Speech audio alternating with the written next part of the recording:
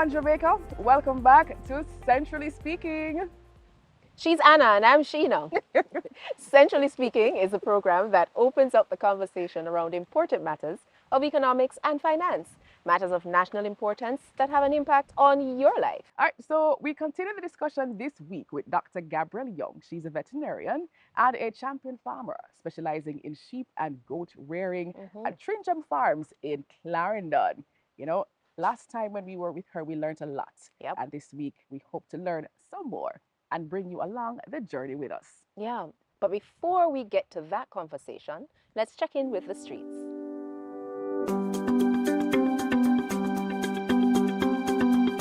Can only say sugar cane are the only one I'm sure about. I'm not really sure how we export most things. Most things what we get are we import, which is our next problem. And if you stop all of that importing. I don't think it might be sugar anymore, but sugar is my answer now. Sugar cane.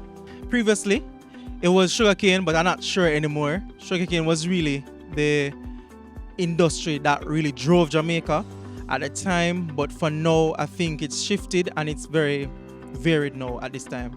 So I'm not sure. Take a guess, man. One quick guess. Just give me a... One. I don't know. Yam.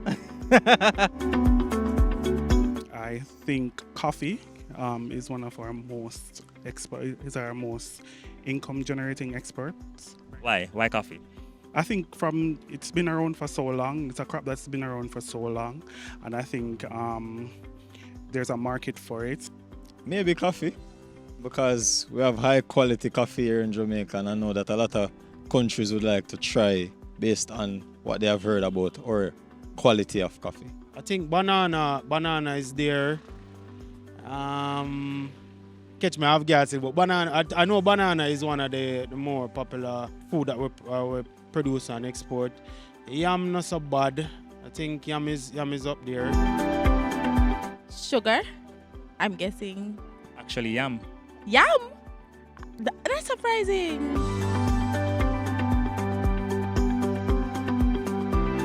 Can you believe that Jamaica's export of agricultural products account for 8 to 9% of Jamaica's GDP? Not 89, but 8 to 9%. And we are back with Dr. Gabrielle Young, who's going to continue the conversation on agro-farming. I wish I could say it's the goat in the room, but it's not the goat in the room. It's the elephant. It's the elephant in the room. Is the competing goat meat and related byproducts that are imported. Is it that the demand for them, the local production doesn't meet the demand, or what else is it? Answer that for us. For true, the local production does not meet demand. I mean, love curry goat. Yeah. Exactly, everybody loves a curry goat. Jamaica imports 80 to 85% of the ruminant sheep and goat meat that we consume, valued at $20 million US, 20 to 22 million US dollars every year, right? That's a big chunk, right? And it's something, so it shows you that the market is there to be satisfied, Yes, right. correct? That is what it Me says. alone is 10%. Yes. I like to hear that, right? So it shows you the market is there to be satisfied. It's a no-brainer. That's to me why when I did the data analysis of the data, that's why to me choosing, as you said, sheep or goat was not even an issue, because I said, well, there's a market there. I shouldn't have any problem selling my animals or my products, and I don't. So it's something that we really need to focus on. But again, going back to what was said on another program, is maybe one of the biggest challenges is predial larceny, right? We've had a few issues with farmers being killed. We've heard a few times with farmers being killed in Westmoreland or other areas. So I think that needs to be, that's a big elephant in the room that we need to address. And how, I'm not exactly sure. There's talk about game wardens now helping. I mean, that has helped in Africa, even with, endangered species, right? And exotic animals. I don't know. We have other products we can look at. We can look at the byproducts besides the meat. There's also byproducts of the meat in that. I think the goat meat is mainly for curry or stew purposes or Right. barbecue, right? Right, right. But are we looking? Well, they do some barbecue too. A pan. A guy did some goat on a pan in a pan, Right. like the pan chicken Right. drum, Yes. and they roasted it, and it was delicious. Right, right. But you have further cuts you can do with meat, Right. right? You can do the premium cuts with the lamb chops, let's say shank, leg, rack of lamb. And we can do that with goat meat too, right? But that requires a different type of meat in that it has to be slaughtered younger, so it's more tender, right? Okay, cool. But then what about lamb burgers? What about goat burgers? There's a guy doing good goat burgers now, right? We can do sausages. So there's a lot of further processing which can increase the value of the product that we need to have too. Okay. Right? So for other value products, like we did mention, the goat's milk, you can do cheese, you can do yogurt, you can do ice cream with milk. Goats are some very good milkers, so we can do ice cream. There can be agro-tourism from it, right? Again, because of their sheer size, I think kids are not intimidated by goat or sheep, right? And it's nice to feed a little baby goat. So again, why not invite them to your farm? They can get a ice cream, they can buy your products, and they can also educate their children on what farming is and see. It's a nice trip. So agro-tourism can be a thing also, I believe. So tell us a little bit more about the byproducts, specifically Trinjam's byproducts, and where we can locate them. Okay, so Trinjam products are mainly now, like we said, the milk, plain yogurt, and 4 different flavors of cheeses. We're in about 9 to 15 supermarkets, not every week, but we try to produce. We are in Kingston. All the general foods have our products. Super Value Fresh Foods, progressive supermarkets have our products in Mobay, Mandeville, St. Catherine. We're in Junction, St. Elizabeth. We're in Ochi. So, you know, we're expanding. And that's why we were happy to get a grant from the Jamaica Business Fund, because we need to expand our processing capabilities. We want to be in every high-low. We want to be in every supermarket, offering an alternative milk to cow's milk. Did you know that goat milk, people who are lactose intolerant can drink goat milk? Because it has a lower level of lactose. Goat milk is actually called the universal milk. Because it's easier to digest, lower in lactose, higher in calcium, vitamin A, and vitamin D. And it's because of its ability to be easily digested, it's very good for young children and geriatric people. So what is the difference between mutton? Is sheep meat mutton or goat meat mutton? Goat meat is actually goat meat, or it's called chevron. Right. Chevron, right. Right? And the cheese is called chev, so chevron is goat meat. And lamb is sheep meat, but lamb is young sheep meat under a year. Once it's over a year, it's determined to be mutton. Okay? So as you mentioned that now, can we speak a little bit about the quality of meat? Yes, so please. When you buy local meat in Jamaica, you are getting prime meat. In other words, most of the animals are slaughtered under a year, and they're good quality meat. Like when my mother-in-law gets goat meat from us or lamb, she says, I don't have to pressure cook it. She says it actually falls off the bone because it's good quality meat. What we import is mutton or old goat carcasses. I'm sorry to say, some of them might be over a year old. It's not it's I'm not trying to bad talk it, but it is what it is.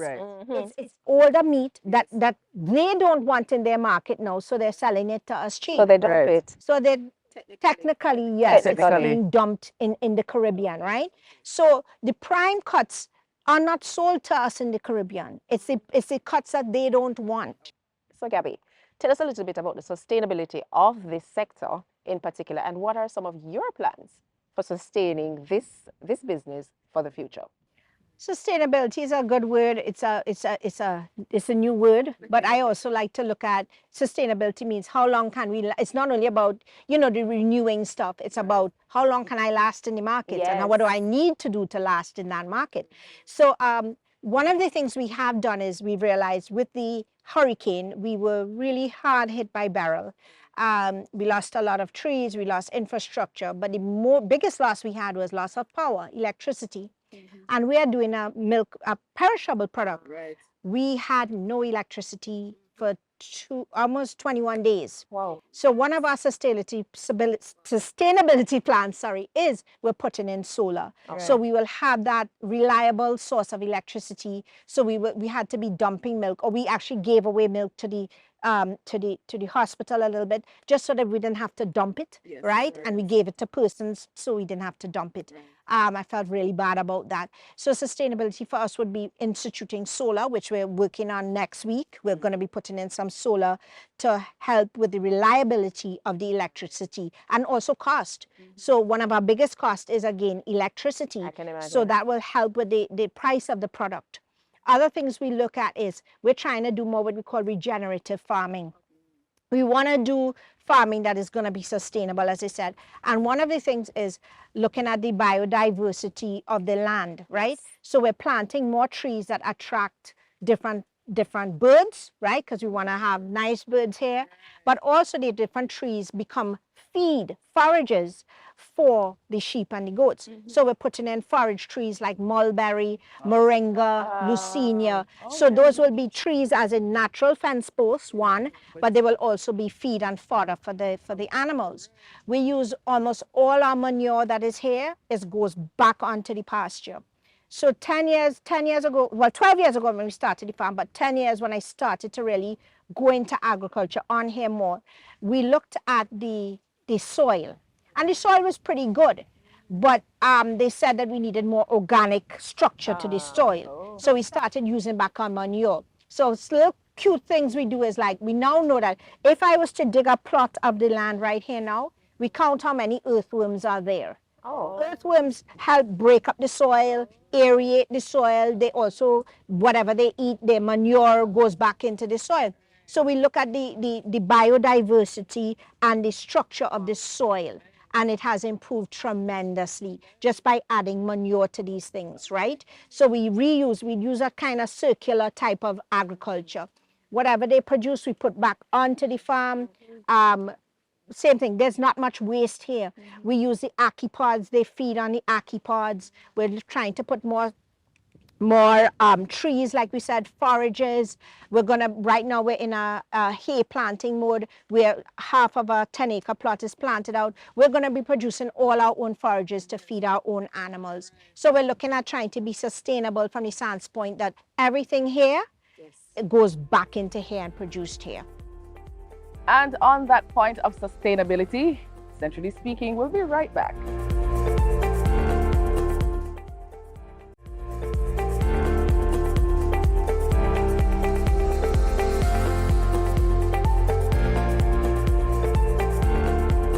Welcome back to Centrally Speaking. Our conversation with Dr. Gabrielle Young, champion farmer and veterinarian, continues.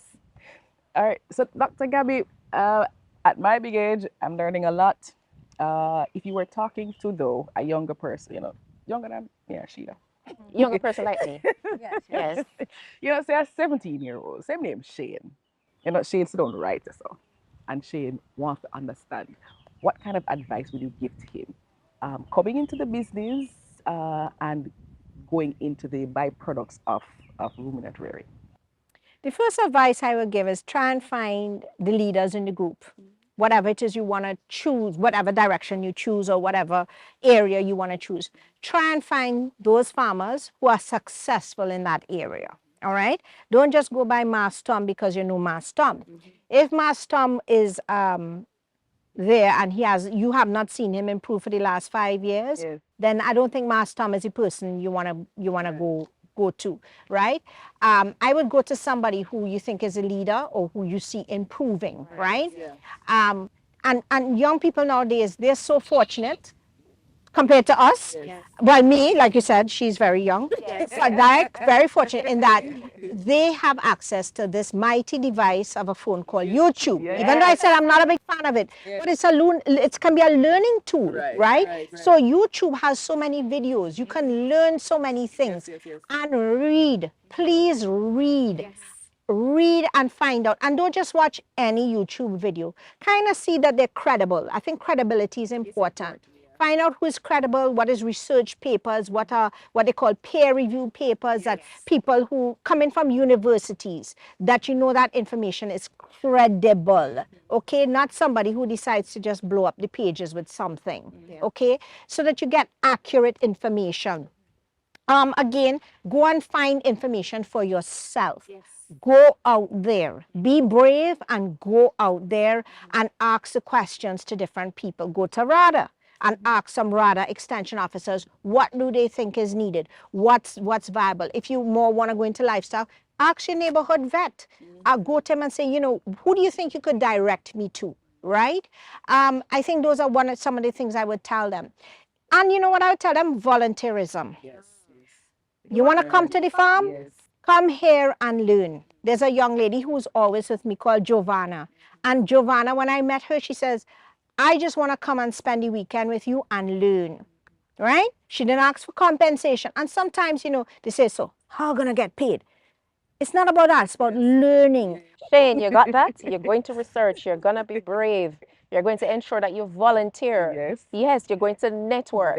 Yes. And the one going to master, I'm nice and thing, but go to the most progressive Correct farmer in the business. Right.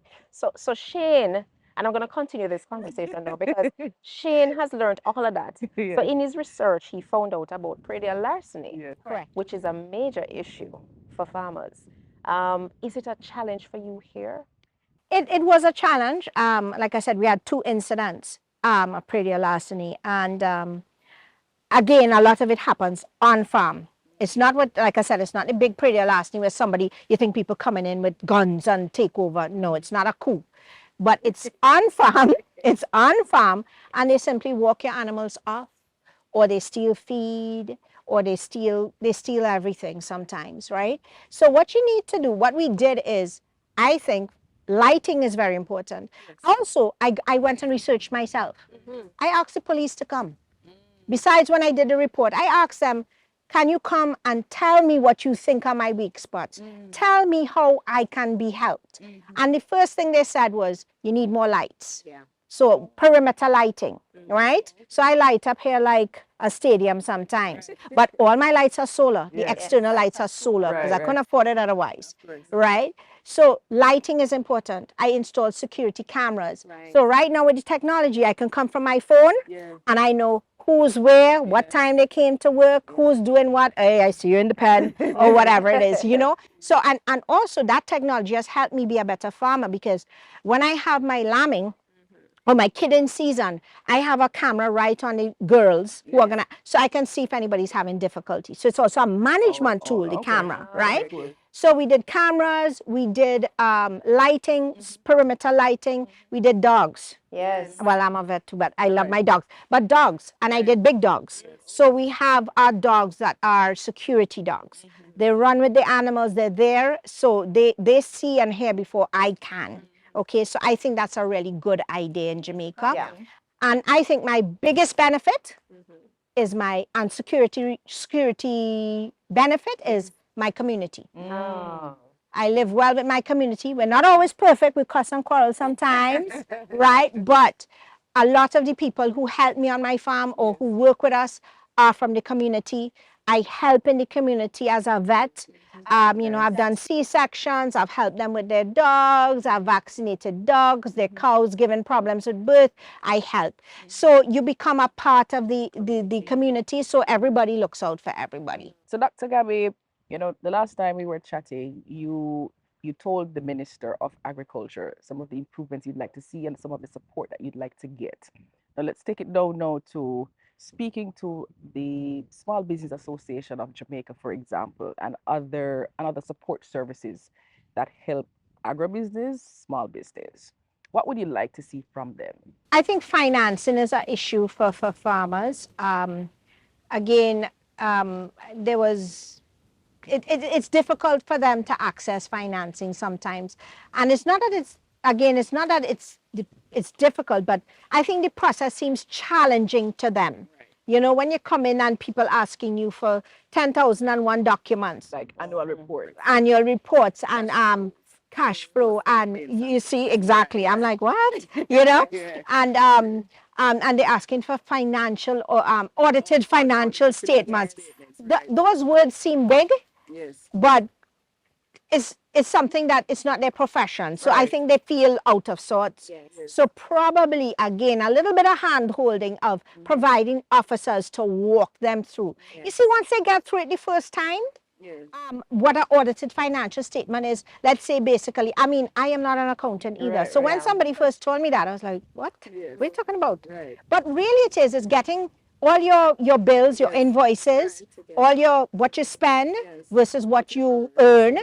They put it together in a spreadsheet. I'm just simplifying. Put it together in a spreadsheet, and then they look at what the profit and loss is, you know. And when I have a very good accountant who helps us with that, I realized when I couldn't do it on my own. So maybe those kind of services might be good, but I realized I went to the tax office this year. When we are getting our tax clearance certificate. And that is a service they offer. The tax office? Yes, it does. It's a service they offer. I was in Old Harbor, and they offer that service where you come in with your information, and they will help you put it together. And they have office free of cost. It was free of cost, which I didn't know as up to. So I didn't know that. You understand? I didn't know that. So now I know that. I really do try to tell other farmers about it. Right? Because they just did not understand. Right? They didn't understand. And I didn't either. So now we know. So apart from the financing, you were saying there are other things that the Small Business Association can do? Small Business Association can help is probably with things like, depending on what your product would be, the Bureau of Standards. That's important. You want to have standards to everything, right? But it mustn't be insurmountable, right? The standard is to make sure you have a wholesome product that somebody can drink, eat, and feels comfortable doing. And it builds confidence in the product, right? So again, I think the Bureau of Standards is a very helpful place. You can call them, and they do a lot of webinars now, and they do a lot of facilitation. Right? So that, I mean, a lot of farmers may not know, but I try to preach what I do know and what I found out. I'm a very nosy person. I go stick my nose in different places and find information. So I think the more we share. One of the things I think too for small businesses is probably calling meetings with small business people. As again, to share this information as to some of the facilities or some of the information or some of the benefits they can receive by joining that association. They may not know, right? They may not know. So if you don't know, you can't help yourself. Dr. Young, I feel as if we just went to the University of Ruminant Farming.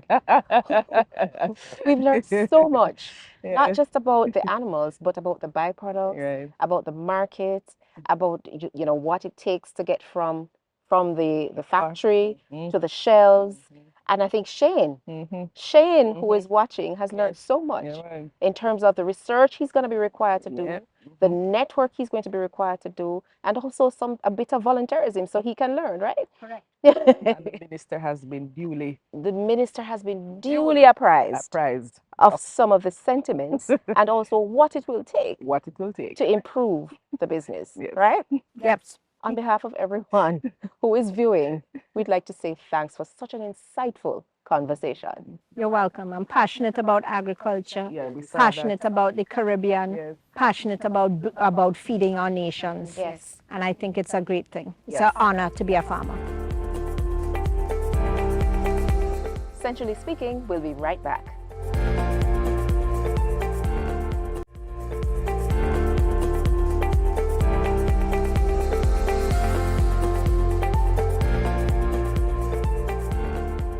On today's episode, we concluded our conversation with Dr. Gabrielle Young, a veterinarian, a champion goat farmer, and the owner of Trinjam Farms. Let's review the major points from today's conversation. It's time for our Fast Facts.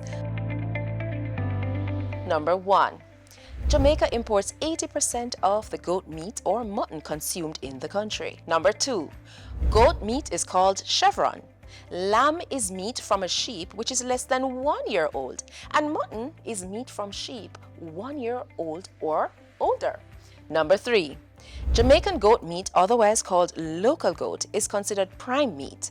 Prime meat is the highest quality meat in terms of flavor, tenderness, and juiciness. Number 4. Jamaica imports goat meat and mutton valued at over $20 million per year. And number 5.